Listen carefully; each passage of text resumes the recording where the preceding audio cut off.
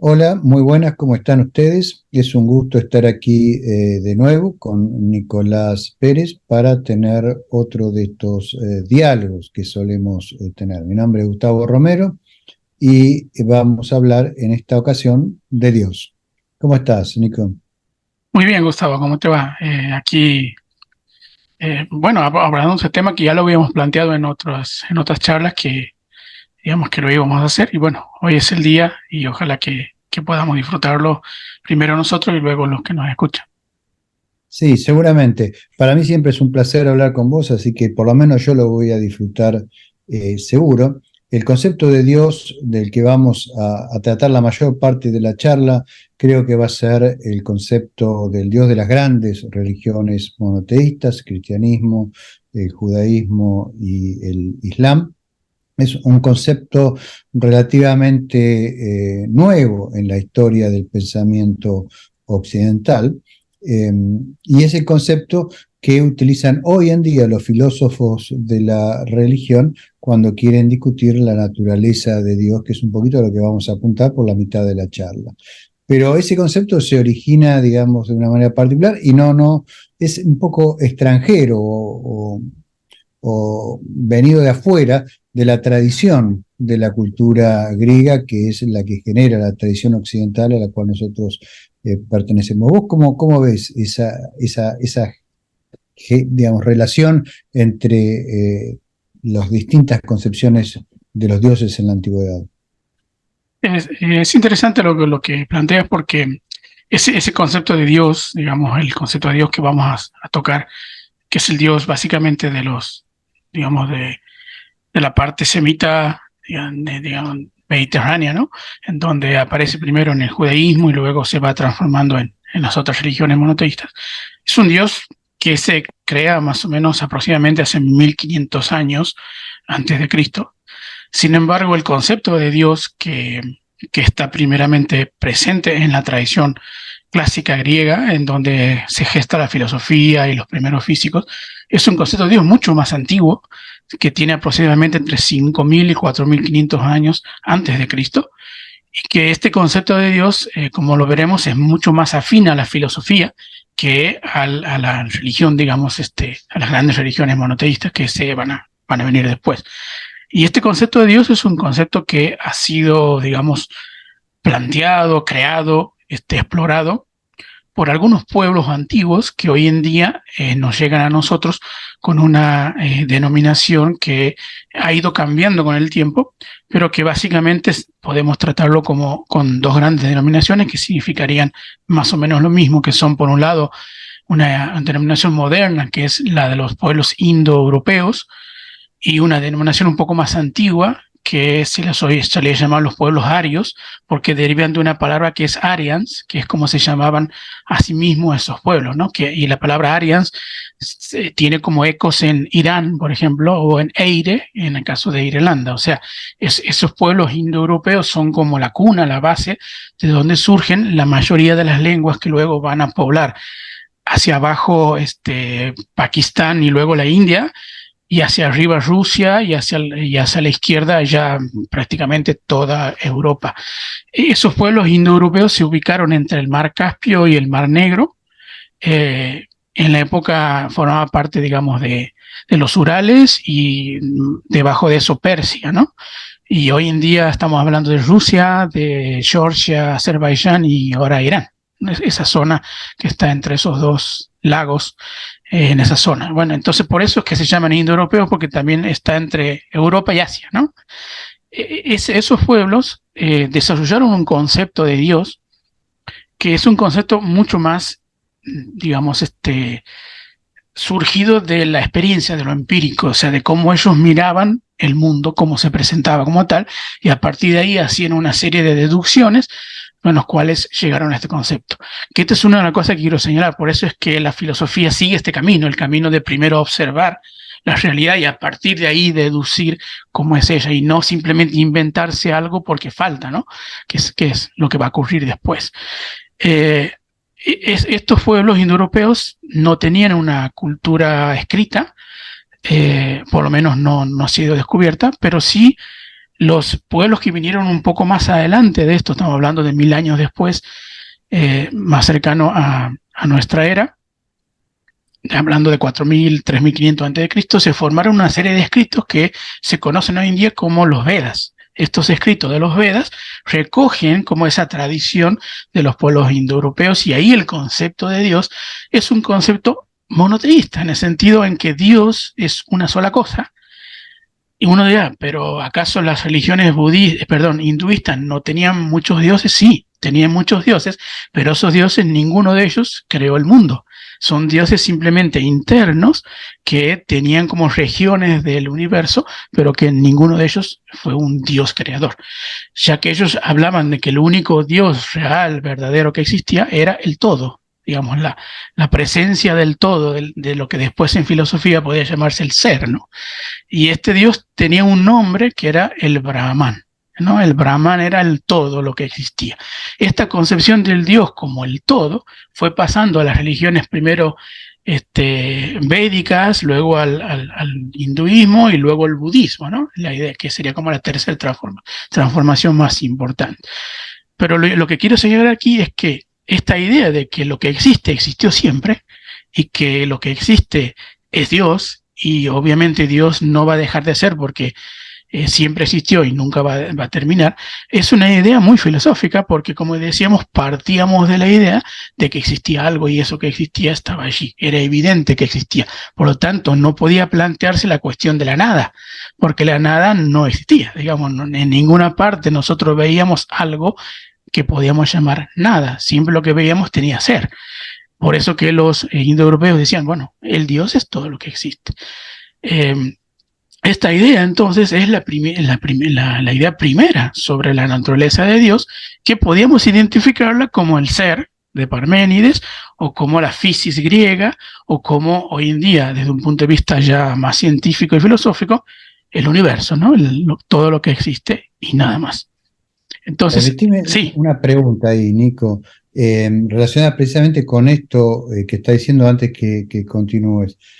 Esta tradición básicamente se da en lo que hoy llamamos la India, particularmente en el sur de la India, las partes más antiguas, y algunas partes también a veces del norte de la India. Entonces, esa región en esta época que estamos hablando, en principio estaba desconectada de los lugares donde surge la filosofía griega, como Mileto, por ejemplo, donde también está esta idea de una naturaleza que no es creada, sino que tiene algunas materias primordiales que son autoexistentes. Las sustancias se entienden como entes autoexistentes, y el mundo surge de las distintas combinaciones o mutaciones de estas sustancias.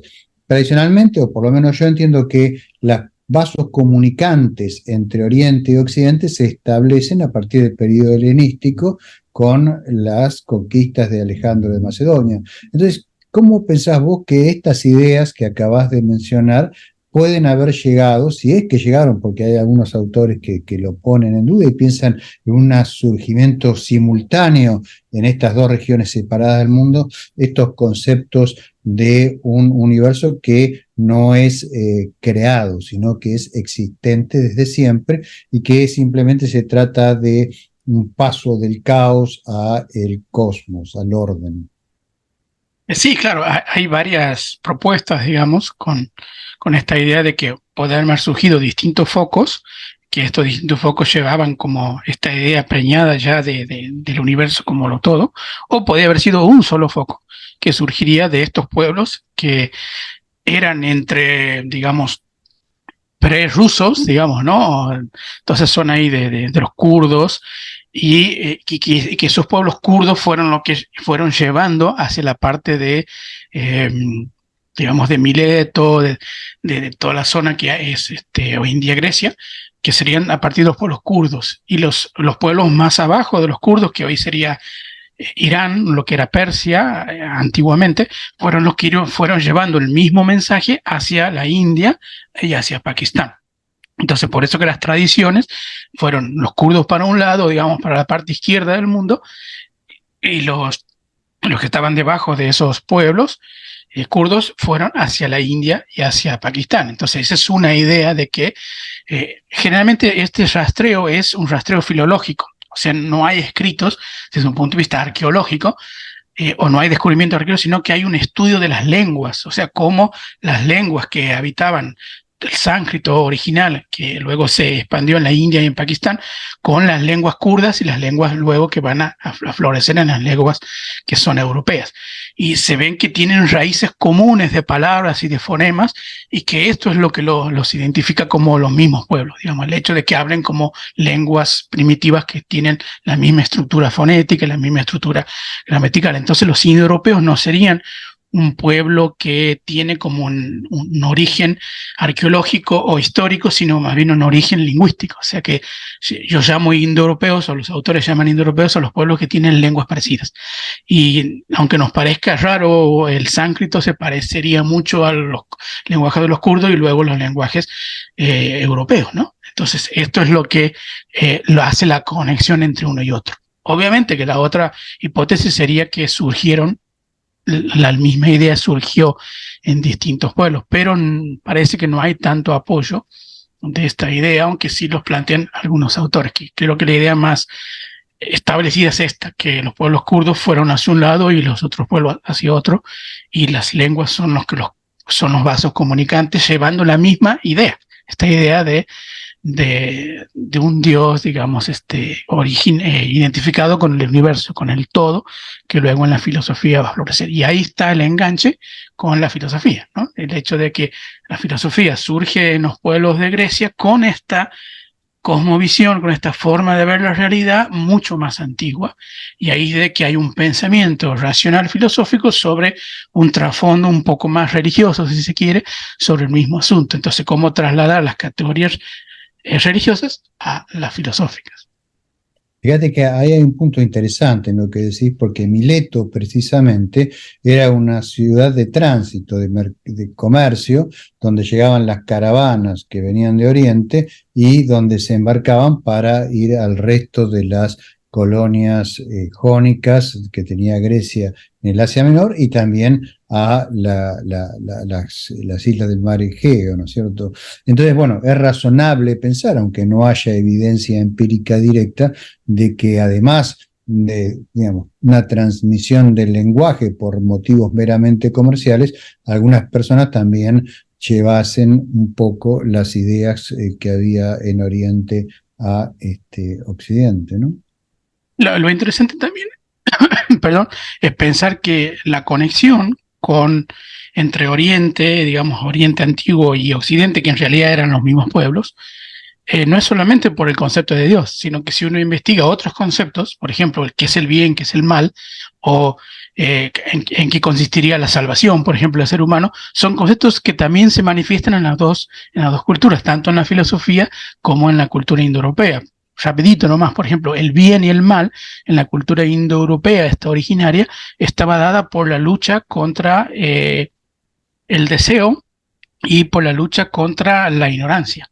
O sea, la ignorancia y el deseo eran como las fuentes del mal, y el bien era el conocimiento, o sea, saber cómo es la realidad como tal, y el equilibrio o el control sobre nuestros deseos. Y esa es la premisa básica de los filósofos griegos, tanto Platón como Aristóteles, ¿no? La idea de que luchar contra el cuerpo, contra lo que ellos llamaban el cuerpo, los deseos, era algo que te llevaba a la ética, a vivir bien, y que la salvación no venía más que por un conocimiento. O sea, conocer era salvarse, conocer era descubrir cómo es la realidad, cómo es el mundo como tal.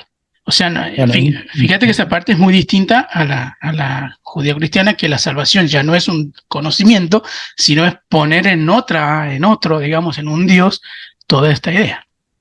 un poco la idea de la iluminación de Buda, ¿no? Buda Claro, se transforma en Buda porque él era exactamente. Siddhartha Gautama, porque se ilumina, ¿no? Precisamente Buda significa el iluminado. Y esa iluminación quiere decir que tiene un acceso a una visión clara de la realidad y que tiene la capacidad de destruir la ilusión que tiene esclavizado al resto de la humanidad. Y bueno, él se entrega tratar de transmitir el camino hacia esa iluminación, ¿no? Y esa última cosa, claro, en los griegos después sería diferente, pero la idea básica es la misma. es la misma. Y también está la idea básica de que lo que salva es el camino individual, no un camino de pueblo, digamos, ¿no? Sino que uno solo va haciendo los méritos suficientes para encontrar, mediante ciertos ejercicios intelectuales y físicos, el conocimiento, la iluminación, digamos, ¿no? Y esto es muy de la filosofía. La filosofía es un movimiento individual, no es un movimiento de pueblo, digamos, no es la masa la que piensa, sino que son individuos que intentan llegar a este punto. Entonces, haciendo la conexión ahí, podríamos pasar a un punto más adelante, que es ya establecida, digamos, esta conexión entre los primeros pueblos y ya la Grecia clásica, y que ya estaba establecida como tal.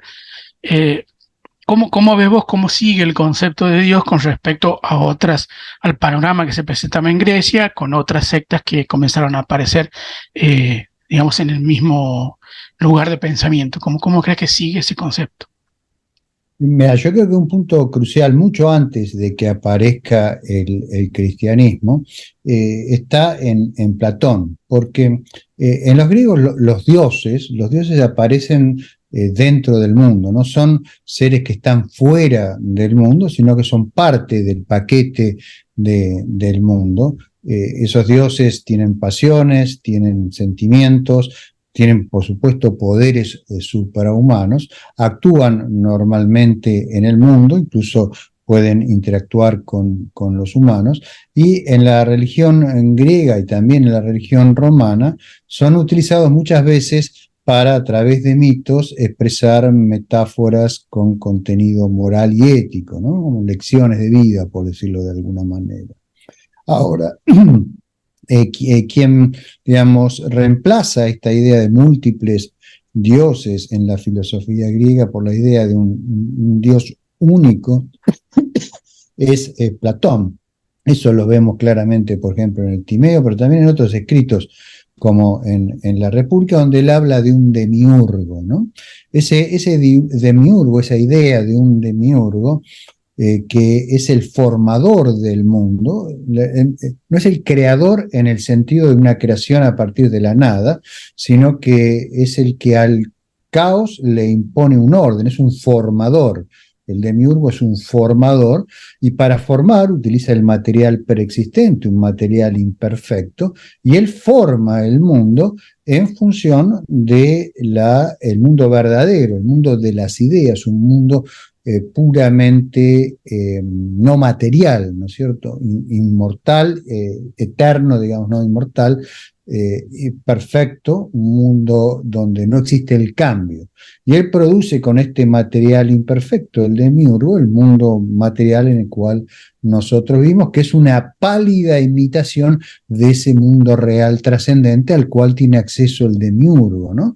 Entonces, el verdadero conocimiento para Platón es poder, a través de de los existentes materiales, poder vislumbrar ese mundo de ideas más puras que es el mundo real. Bueno, todas estas cosas tienen una fuerte influencia en la religión y en la filosofía que habría de venir, en particular cuando el cristianismo se forma y empieza a propagarse fuera del pequeño ámbito de Palestina en el cual tuvo origen. San Pablo juega un papel fundamental, pero también otros padres de la iglesia y otros filósofos de orientación teológica que tenían una fuerte formación en filosofía griega y en particular estaban familiarizados con estas ideas de Platón, ¿no?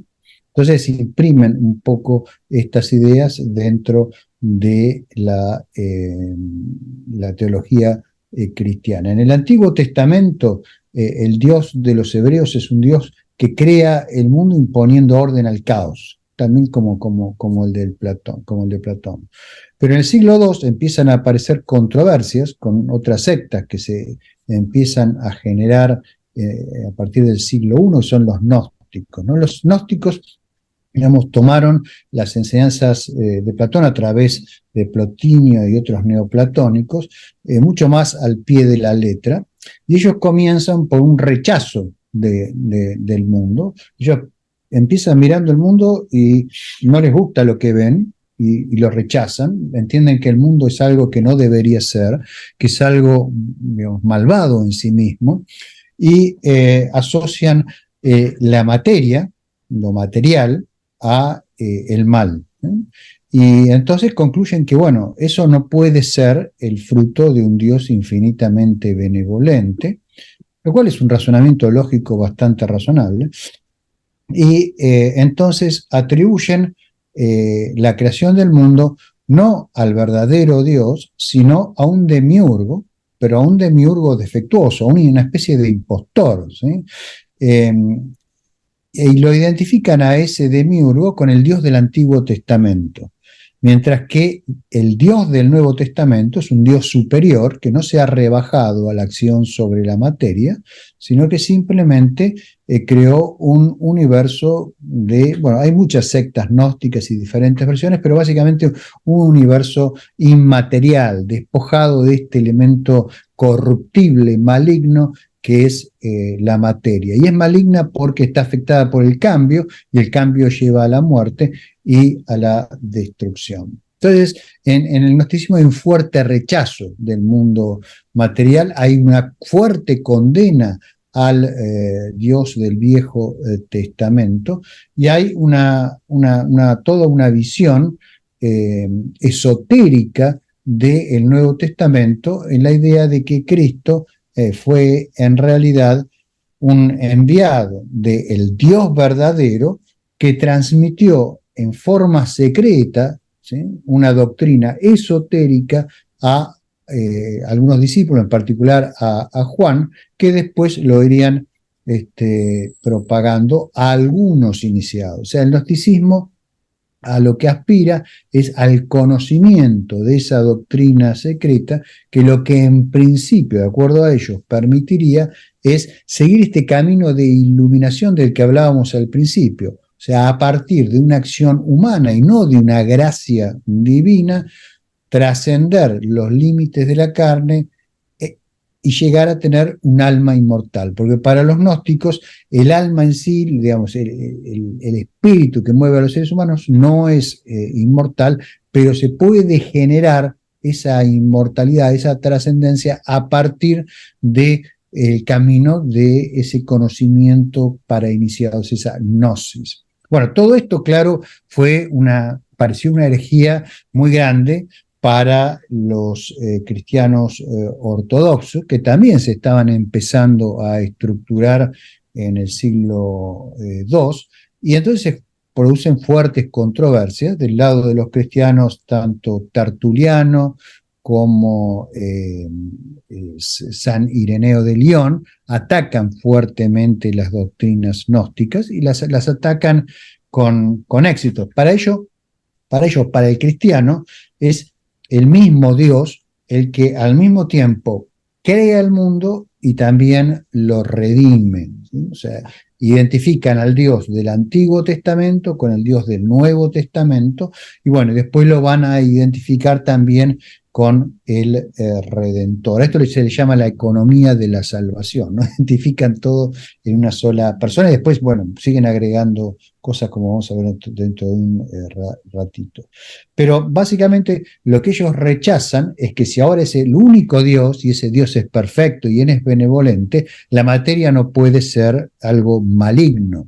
Entonces, digamos, para ellos la materia tiene que ser creada directamente por Dios, el mundo tiene que ser creado directamente por Dios, no de una sustancia impura, sino directamente de la nada, digamos, con su propia esencia, que es perfecta. Dios crea un mundo que es no divino, pero sí es subordinado a Él y es esencialmente bueno. Como diría Leibniz muchos siglos después, el mejor de los mundos posibles. Entonces aquí se produce por primera vez la introducción de esta idea de la creatio ex nihilo, que la manifiesta por primera vez en forma clara Ireneo de León, y después recién se va a incorporar muchos siglos después, en el año 1215, como un dogma de la Iglesia en el cuarto concilio de Laterán, donde se hacen, invocado por Inocencio III para luchar contra los albigenses, que fue una especie de resurgimiento gnóstico que hubo ahí en el siglo XIII. Déjame hacer ahí un punto, porque ahí donde mencionas la idea esta del surgimiento de esta nueva forma de ver, justamente esta nueva forma de ver a Dios era la de un Dios como un ser distinto de la creación. Entonces, había como dos tipos de seres distintos, un ser creador y un ser criatura, digamos, ¿no? Esta idea de que el ser creador puede ser independiente de la creación. Este concepto no estaba en los pueblos indoeuropeos, sino estaba en los griegos, ¿no? Esta idea de que pueda existir algo más de lo que existe, ¿no? Porque si uno ve lo que existe, dice, bueno, esto es todo lo que existe y no hay más. A eso le llamamos Dios, le llamamos el Brahman y nada más. Se le ocurrió a estos pueblos del desierto la idea de que esto que existe en realidad es una manifestación, es una creación de otro ser que es el que lo creó. Y ahí está la dicotomía entre estos dos seres que no había aparecido en los pueblos originarios indoeuropeos, sino que ahora sí se hace una especie de novedad.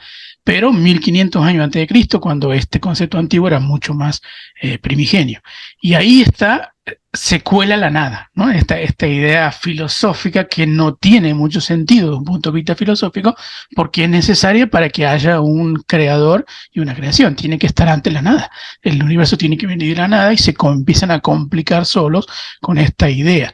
Por eso que la filosofía tenía mucho más afinidad con la idea de un ser que existió desde siempre, porque no se colaba nada allí, que un problema con la idea de la nada, que luego los cristianos se la tuvieron que ver, hay que explicar el tema de la nada, explicar cómo viene la materia de la nada, y eso ya, ese problema que en el mismo origen del concepto de Dios, ya le fue planteando problemas para la filosofía, cuando la filosofía comenzó a mezclarse con estas concepciones judío-cristianas. Entonces, diría solamente esto, que ante estas dos concepciones del concepto de Dios, nos parece mucho más simple la primera, porque ya no necesito que explicar nada, porque simplemente el ser está ahí y ya está, no es necesario. En cambio, uno con un Dios creador y una criatura tiene que explicar un montón de huecos en el medio y todo se hace mucho más confuso y más complejo, ¿no?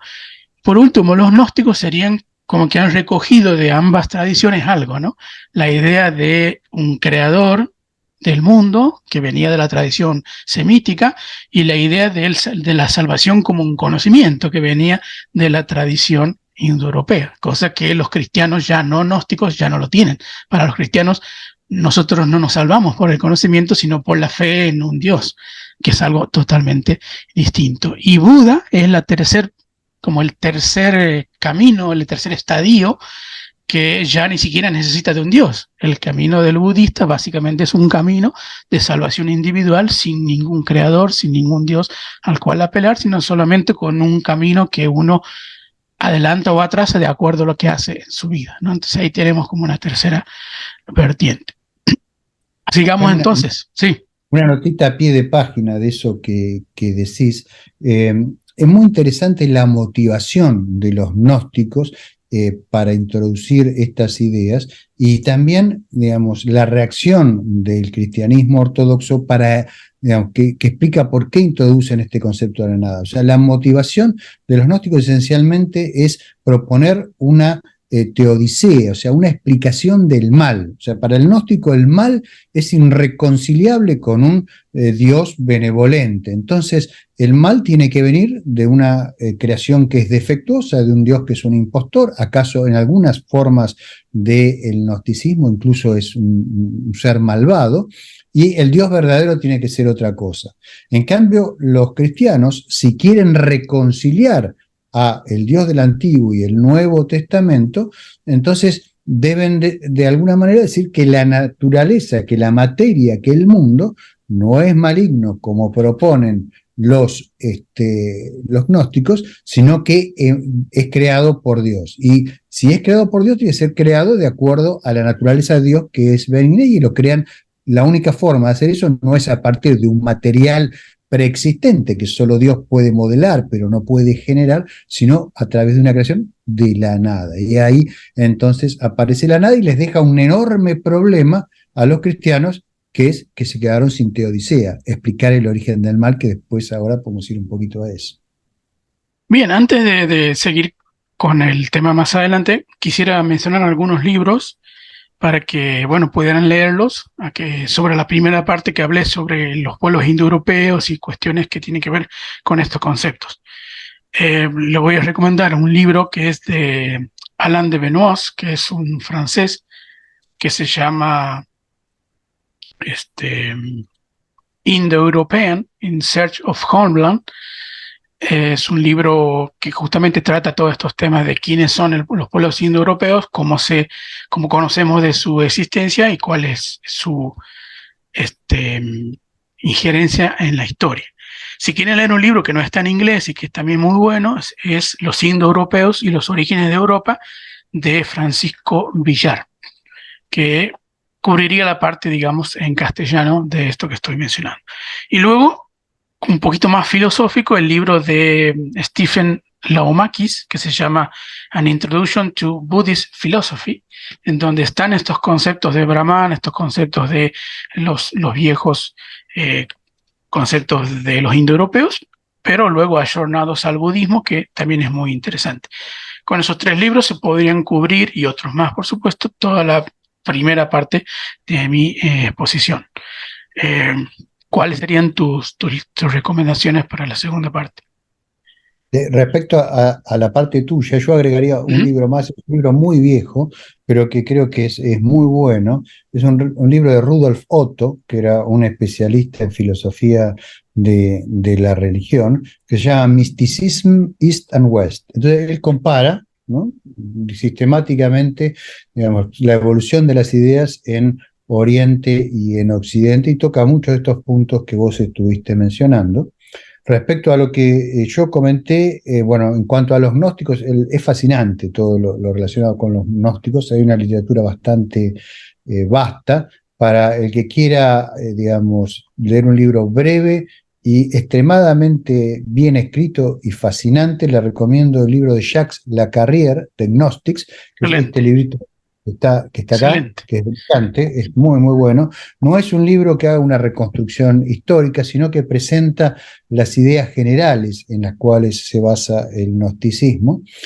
Hay otros libros más técnicos, digamos, sobre la historia del gnosticismo, pero uno muy, muy bueno, que sí es un libro muy erudito, creo que es el mejor que hay sobre el tema, que toca tanto la influencia de los gnósticos en la aparición del concepto de creatio ex nihilo, de creación a partir de la nada, y de otras influencias que ha habido en el surgimiento de ese concepto. Es el libro de Gerard May, que es este que está aquí, que se llama Creatio ex nihilo, directamente, ¿sí? Y el subtítulo es The Doctrine of Creation Out of Nothing in Early Christian Thought. Muy, muy recomendable también.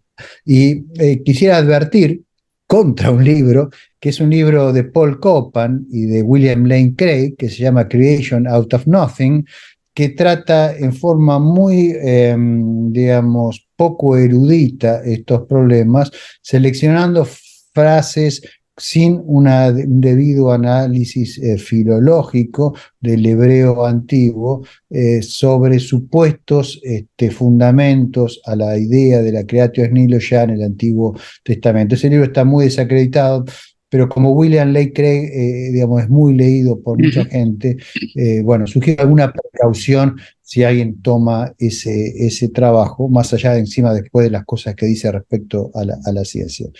Creo que quien quiera mirar ese libro por curiosidad, primero debería pasar por el de Gerard May. Y ahora, si te parece, Nico, podemos seguir avanzando, porque esta idea ahora de un Dios que está fuera del mundo, que trasciende el mundo, que es distinto del mundo, pero es creador del mundo, ha sido, digamos, nutrida por los teólogos a lo largo de muchos siglos, con un montón de atributos adicionales, al punto que han creado una entidad extremadamente compleja, que quizás vale la pena discutir un poco. ¿Te parece que sigamos con eso? Bien, bien. Entonces estábamos digamos, en la historia con una especie de síncresis entre el cristianismo y los escritos filosóficos, primero de Platón y luego de Aristóteles, ya en la Edad Media, tratando de hacer una especie de lectura teológica de los libros filosóficos, como tratándolos como una segunda inspiración o como algo que puede complementarse, digamos, con la idea de un Dios creador y con los atributos, ¿no? Divinos, forzando un poco la interpretación que hacían del primer motor inmóvil, por ejemplo, de Aristóteles o del Demiurgo de Platón, con la idea de Jehová creador, ¿no? Eh, Creo que el dios de los gnósticos, el principal, se llamaba Abraxas, creo, ¿no? Creo que recordar esa parte. Que era Hay, el, bueno, que hay era el- una gran, sí, pero en principio sí, pero hay puede una ser, gran variedad de claro, doctrinas que era gnósticas. como el opuesto a Jehová, ¿no? Ahora, entonces, toda esta concepción de este Dios llevó a muchos filósofos de la Edad Media y luego de la Edad Moderna a tratar de justificar o de armar, digamos, un paquete conceptual que sea coherente con este Dios sin que le falte alguna característica que ellos pensaban que debía ser divina, ¿no? Entre ellas, la idea de un Dios que era sumo bondad, ¿no? Un Dios completamente bueno e imposible de maldad, cosa que los gnósticos ya habían atacado antes de eso. Y para eso, como bien dijiste, tuvieron que empezar a pensar cómo justificar el mal. Pero además de eso, Dios tenía otras características como eh, omnipotencia, digamos, omnisciencia, la idea de que todo lo podía hacer y todo lo podía saber, digamos, o entender. Y esto generaba algunos problemas, además de la idea de que se le ocurrió a San Anselmo de justificar la existencia de Dios por medio de su esencia, ¿no?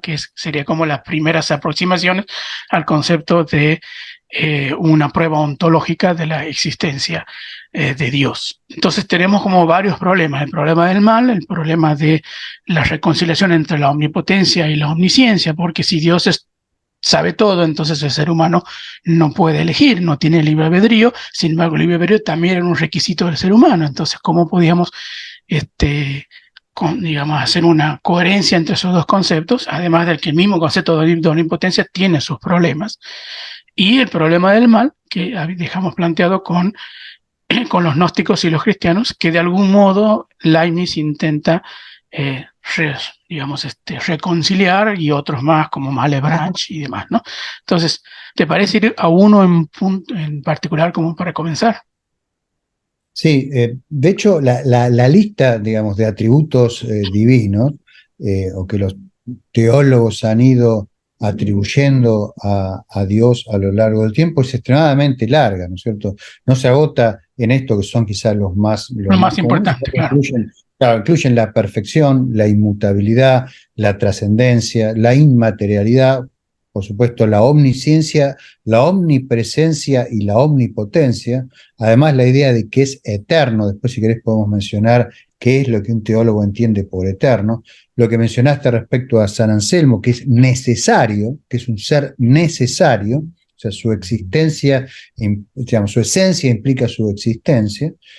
Además es una persona, es un agente intencional, o sea, actúa intencionalmente, es libre, es perfectamente justo, pero además es perfectamente misericordioso. ¿Sí? O sea, son tantos atributos que para poder describirlo los filósofos contemporáneos y los teólogos contemporáneos tratan de tener un pack mínimo, por decirlo de alguna manera, de este Dios, y en general, digamos, utilizan la definición que propone William Rowe, que es: Dios es un ser máximamente benevolente, que es perfecto, es creador, pero separado e independiente del mundo, es todopoderoso, omnisciente, eterno y autoexistente. Ese es el paquete mínimo, digamos, pero después están todos los otros. Algunas de esas otras cualidades también son muy interesantes. Ahora, lo que a mí me interesa es que cuando uno introduce esta palabra Dios en el discurso religioso, la puede introducir de dos formas diferentes, ¿no? La puede introducir como un término que básicamente denota, de la misma manera que, por ejemplo, un nombre denota a una persona concreta. Por ejemplo, yo digo Nicolás Pérez, te estoy denotando a vos. La única forma de que alguien que no te conoce, digamos, sepa qué es lo que yo quiero decir por Nicolás Pérez y no sabe que hago referencia a una persona concreta, es que tenga algún tipo de interacción con vos, ¿no? Entonces, si uno utiliza Dios en ese sentido, en el sentido de un término que denota, bueno, el camino que elige es el camino de los gnósticos, no, perdón, de los místicos. O sea, el camino de que Dios es algo que uno conoce en forma directa, que uno tiene un acceso a Dios, digamos, por alguna forma particular de conexión con esa divinidad. Los místicos querían tener un método para llegar a esa conexión, ese método es la ascesis, y bueno, a partir de la ascesis, ellos en algún momento querían tener una serie de experiencias que interpretaban como experiencias directas de la divinidad. Pero después, cuando querían traducir eso a un lenguaje comunicable a otras personas, no podían hacer una descripción, porque esa experiencia era incomunicable. Entonces, de ahí, por ejemplo, tenemos que Eckhart, el maestro Eckhart, hable del Dios esencialmente como de la nada, o por ejemplo, los místicos en Irlanda hablaban de la nube del no saber, o sea, no hay nada que podamos predicar de Dios, no hay nada que podamos decir de Él en nuestro lenguaje humano, y solo lo podemos experimentar si seguimos ese camino místico. Bueno, eso es una forma. La otra es si consideramos la palabra Dios, el término Dios, en el discurso religioso, ya no como algo que denota, sino como algo que designa. Y lo que designa un concepto, y ese concepto puede referir a una entidad, ¿sí? Por ejemplo, yo digo unicornio, entonces es un concepto, una especie de caballo blanco con un cuerno, etcétera, que ese concepto supuestamente refiere a una entidad, ¿sí? Esa entidad puede existir o no, ¿sí? De acuerdo a lo que la investigación del mundo nos diga. Si se utiliza el término Dios en ese segundo sentido, como una descripción, entonces esa descripción tiene que ser una descripción coherente para que podamos, digamos, tratar de darle algún significado a enunciados como, por ejemplo, que Dios existe, ¿sí? De la misma manera que por lo menos que sea posible.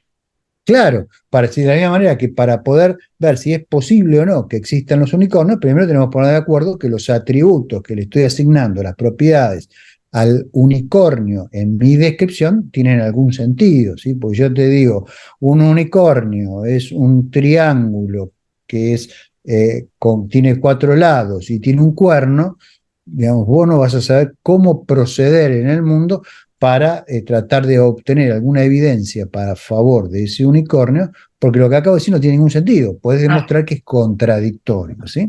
Yo creo que acá llegamos a un punto crucial, que es que los teólogos no siguen el camino de los místicos, del conocimiento intuitivo directo de Dios, sino que buscan, digamos, una descripción adecuada de Dios para, a través de la experiencia del mundo, poder llegar a alguna inferencia acerca de su existencia, o inferir a partir de esos mismos atributos, como hace San Anselmo, alguna cualidad adicional o incluso la existencia, ¿no? Y aquí es donde empiezan a surgir los problemas por esta multitud de contradicciones que justo vos estabas mencionando, que aparecen entre todos estos atributos.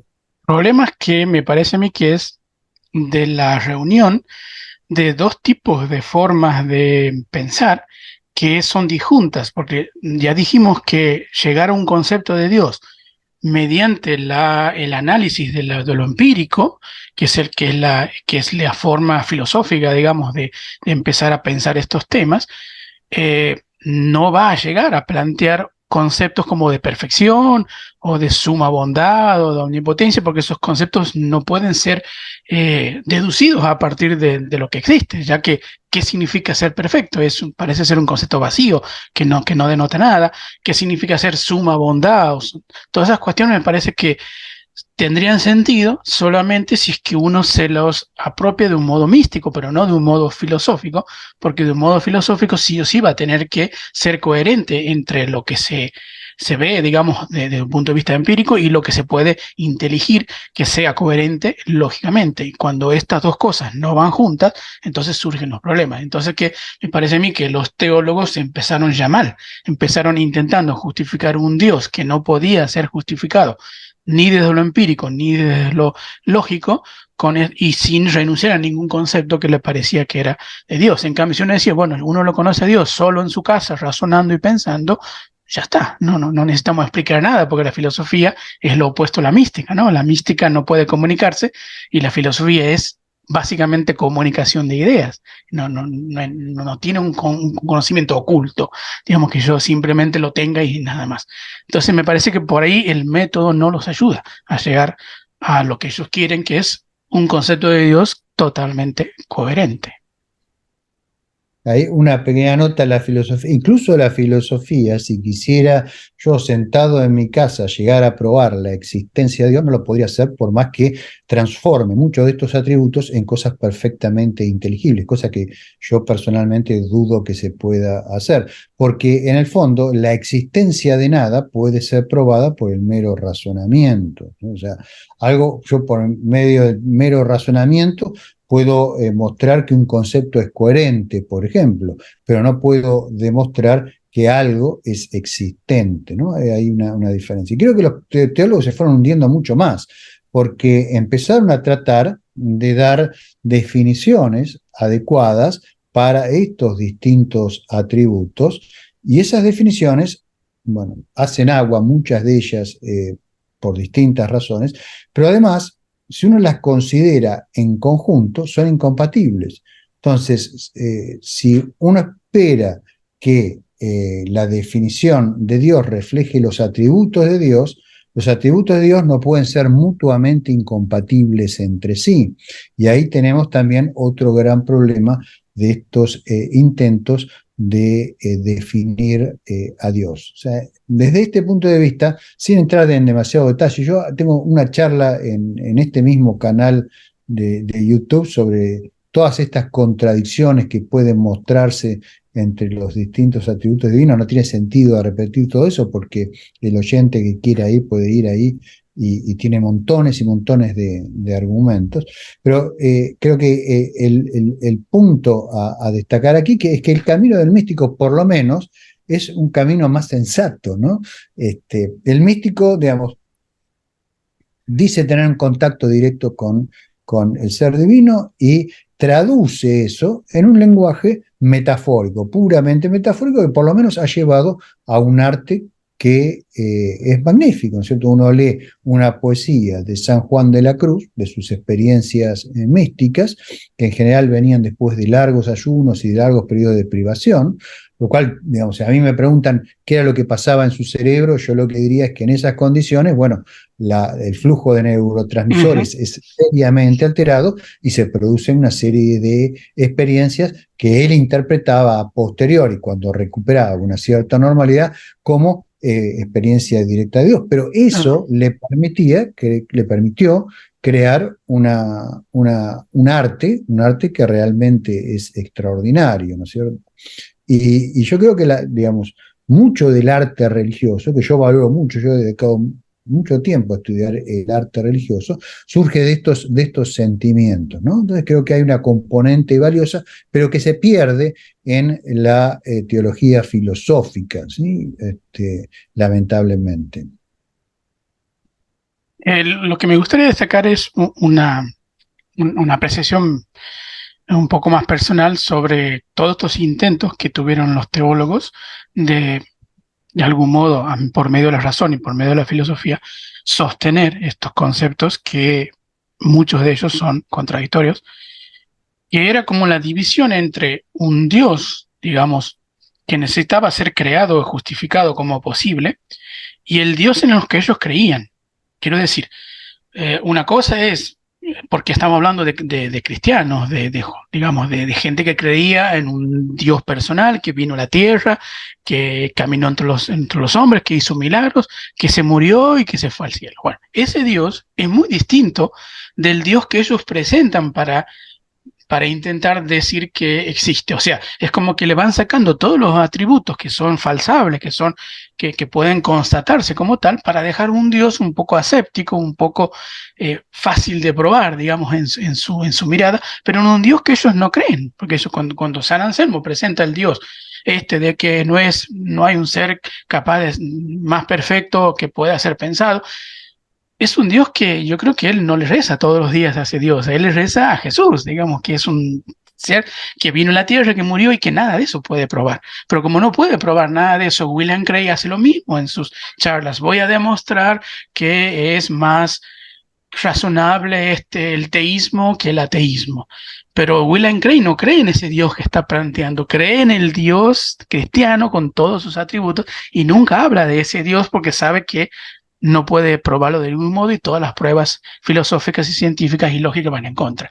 Entonces, a mí me parece que hay como una dicotomía entre el Dios que yo creo y el Dios que puedo de algún modo hablar y presentarlo como en sociedad porque parece ser más digno de defender, pero no es el Dios que yo creo. Entonces, me parece que Sí, en esa sí. gran dicotomía se basan toda la filosofía y toda la teología en este caso, pero que ellos mismos no necesitaban nada de eso para seguir creyendo en su Dios, que es totalmente distinto a ese Dios aséptico.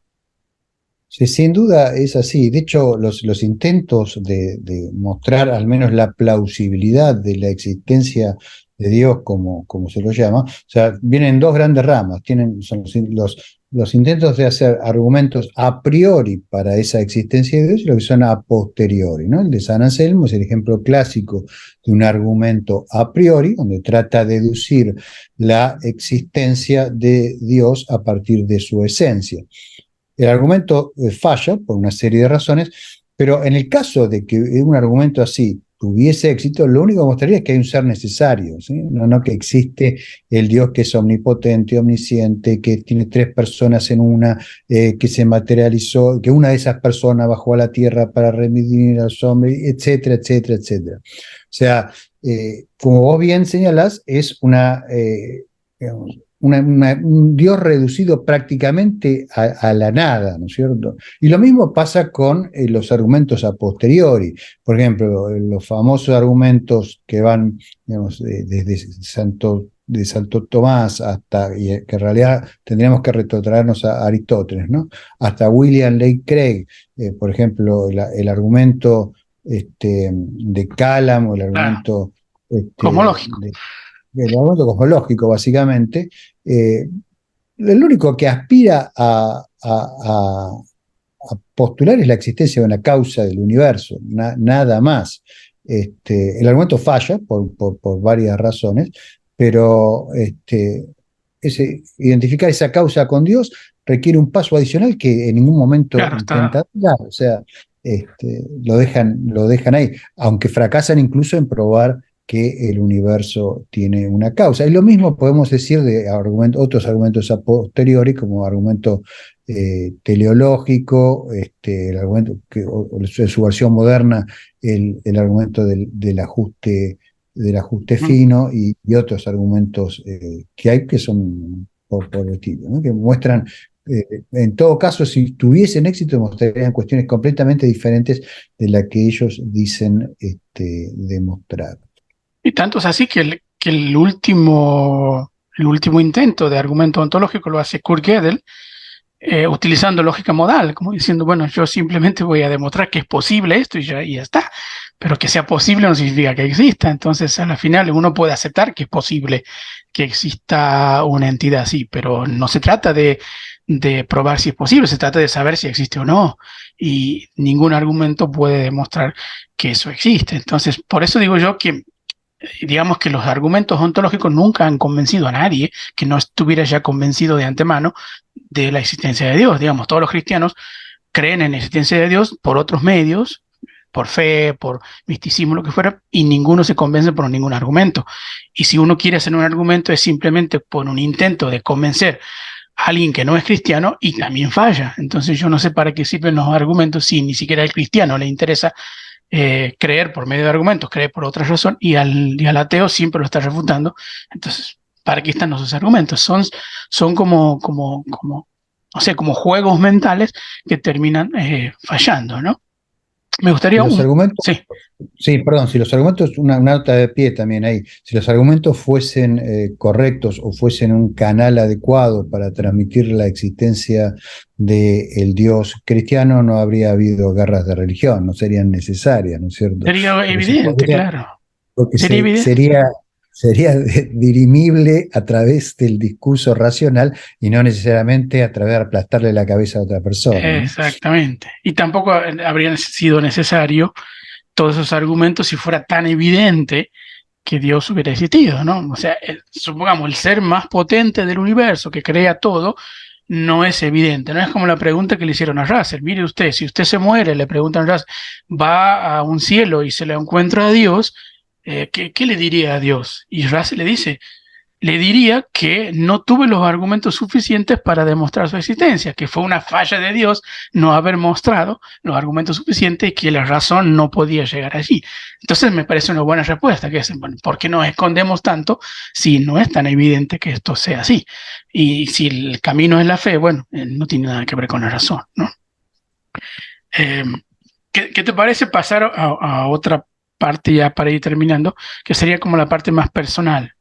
eh, ¿Cuál sería como la relación que uno tuvo con el concepto de Dios y por qué no lo convenció, digamos, por qué no, digamos, no hizo mella en uno y se fue por otro lado? ¿Qué te parece que podías contar de eso? Bueno, sí, me parece muy bien cerrar con eso. En mi caso, digamos, yo, digamos, de muy, muy chico no tuve contacto con ideas religiosas, no me formé en un hogar religioso, pero a partir de los 10 años me empezaron a enviar a un colegio salesiano, un colegio religioso, y me interesé por aprender religión, me interesaban las clases de religión, estudié la Biblia, discutía con los profesores. Rápidamente constaté que los argumentos de los profesores eran extremadamente endebles y que no, digamos, no podían responder mis contraargumentos. Yo era un niño, ¿no es cierto? Y en ningún momento fui tentado por la fe, ¿no es cierto? De hecho, la vocación científica en mí se manifestó mucho antes de algún tipo de inquietud por entender la religión, ¿sí? O sea, en ese sentido, siempre, digamos, fue una persona inquisitiva que quiso entender el mundo y buscó cuál era la mejor manera de entenderlo. Cuando me topé con la religión, traté de entender la religión, la analicé y la descarté, pero no dejó de interesarme. A lo largo de toda mi vida, yo he seguido estudiando religión comparada, me ha interesado mucho también el budismo, me ha interesado la mística, me interesa el arte religioso. O sea, yo tengo una relación curiosa con la religión, porque siendo una persona no creyente, por ejemplo, he pasado muchísimas horas leyendo a los místicos o en iglesias. Hubo una época de mi vida en la cual me interesé mucho por el arte gótico, en particular por la arquitectura gótica, por la simbología del gótico, creo que es extraordinariamente rica. Creo haber visitado todas las mayores iglesias góticas del mundo. He tenido la suerte de poder viajar mucho y a conciencia he ido estudiando in situ, digamos, muchas de esas iglesias, estudiando, digamos, la simbología, cómo ha evolucionado en los distintos periodos del gótico, el gótico francés, el gótico catalán, el gótico español, el gótico alemán, el gótico flamenco y el gótico inglés, fundamentalmente. Eh, o sea, la religión siempre me ha interesado y creo que siempre me va a seguir interesando.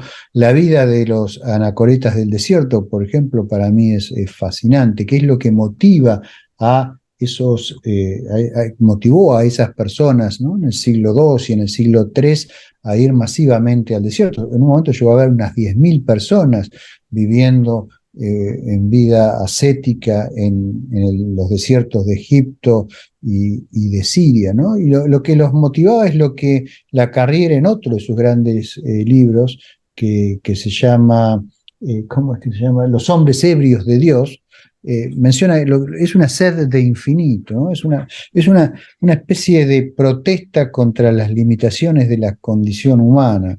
En los primeros años de la época del cristianismo, años muy duros, los hombres un poco se rebelaron contra la dureza del mundo, contra las limitaciones de la existencia y buscaron una salida, ¿no? Con los medios que tenían a su alcance. Y esos medios no podían ser tratar de modificar el mundo, porque no podían hacer eso, pero bueno, trataron de modificarse ellos y trataron de, digamos, destruir ciertas ilusiones persistentes respecto a la vida humana.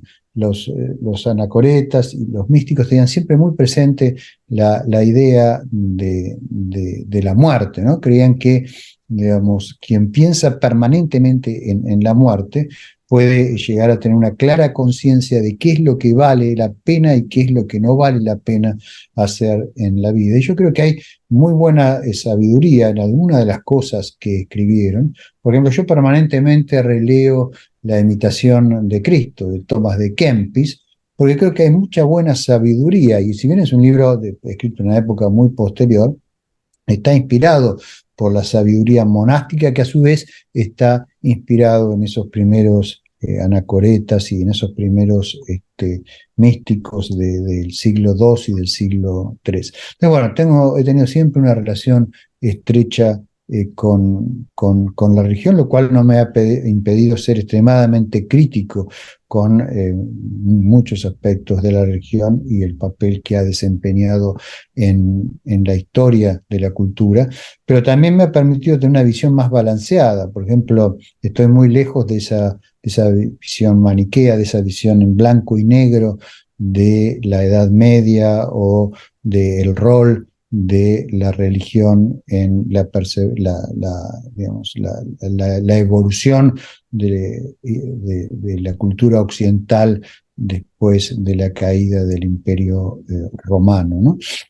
Creo tener una visión balanceada gracias precisamente a mi capacidad de apreciar a ese tipo de místicos. Maestro Eckhart también es alguien al que he leído mucho, varios de los padres del desierto, y todo eso porque en el fondo, digamos, yo también experimento de alguna manera eso que supongo que muchos de nosotros experimentamos, eso que Paul Valéry expresó también en un verso donde dijo el sentimiento de serlo todo y la evidencia de no ser nada, ¿no? Entonces, ese conflicto que se crea en todos nosotros en el periodo escaso que dura nuestra vida, bueno, es motivo de un montón de turbulencias internas, de búsquedas, de tratar de clarificar cosas, que en cierta forma ha sido uno de los motores de mi vida. Creo que eso es lo que puedo decir de mi relación con la religión.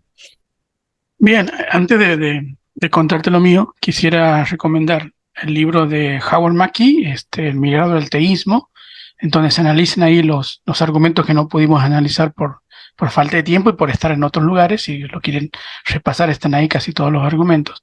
Y Philosophy of Religion de William Rowe, ¿no? Que lo mencionaste hace rato, muy buen libro que también lo analiza perfectamente. En el caso de mi... Permitime agregar perdóname, antes que vayamos a lo personal, déjame agregar un libro más ahí, que es The Impossibility of God, ¿sí? Que es una recopilación de artículos hecha por Richard Martin, precisamente sobre todas estas incompatibilidades entre los distintos atributos divinos, ¿sí?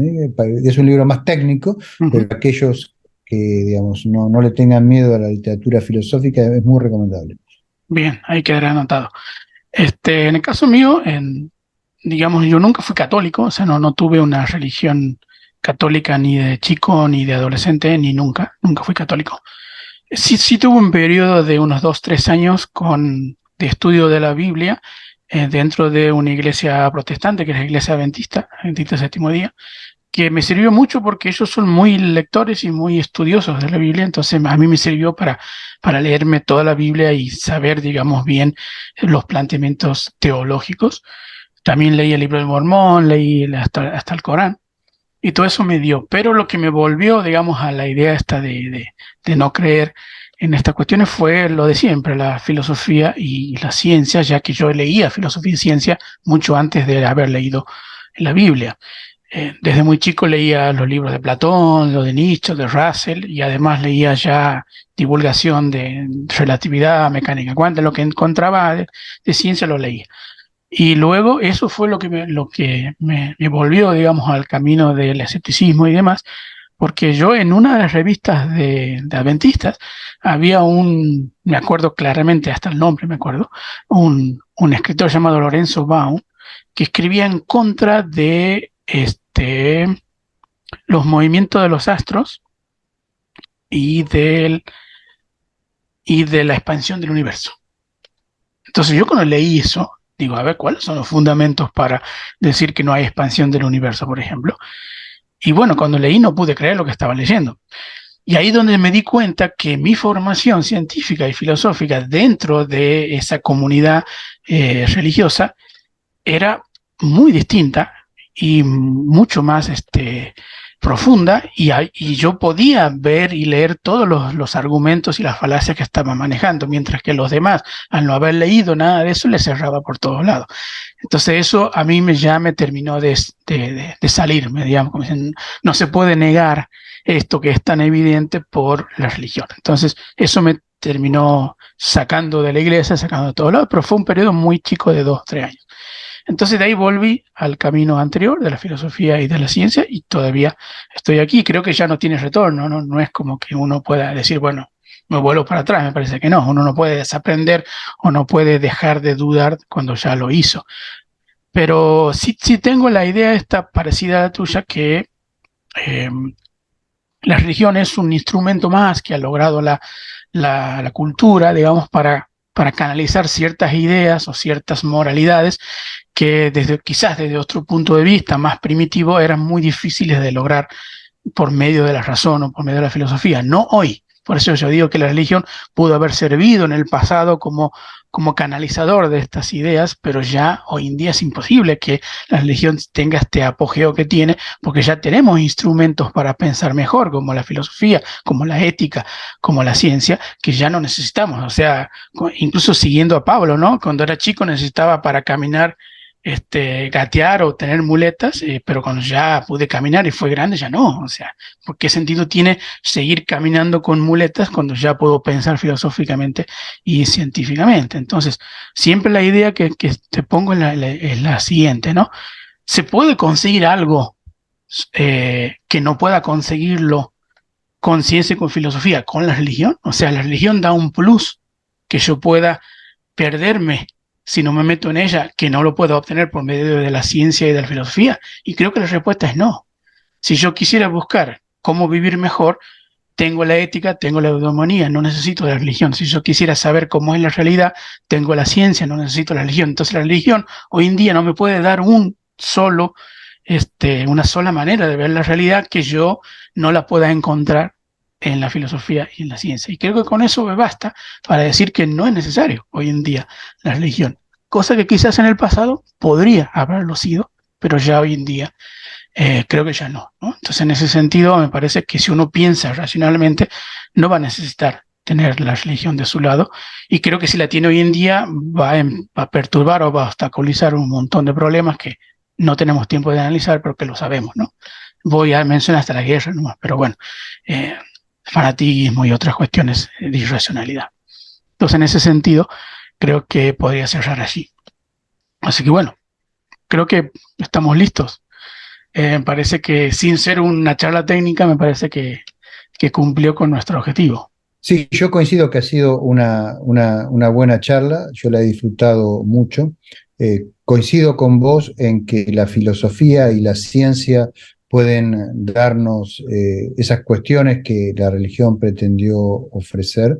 En particular, pueden mostrarnos por qué vivir y pueden mostrarnos cómo vivir y pueden hacerlo de acuerdo a nuestra naturaleza. El problema es que eso requiere el uso de la razón y requiere de educación. Y por alguna razón, la razón en el mundo hoy no es muy popular.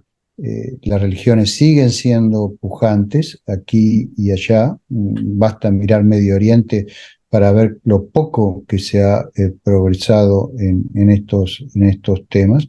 Y en el fondo quizás el punto es que el ser humano no es un animal racional, sino que es un animal que algunas veces, en algunas circunstancias y por lapsos limitados de tiempo, es capaz de razonar, ¿sí?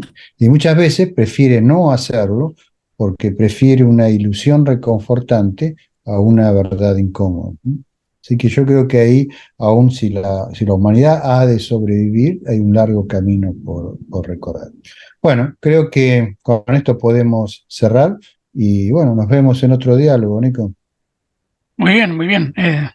Como siempre, disfrutando de la charla y bueno, nos encontraríamos en otro diálogo y ojalá que a nuestros oyentes les haya bastado o les haya interesado lo que hemos planteado. Así que muy buenas noches, Gustavo. Un abrazo.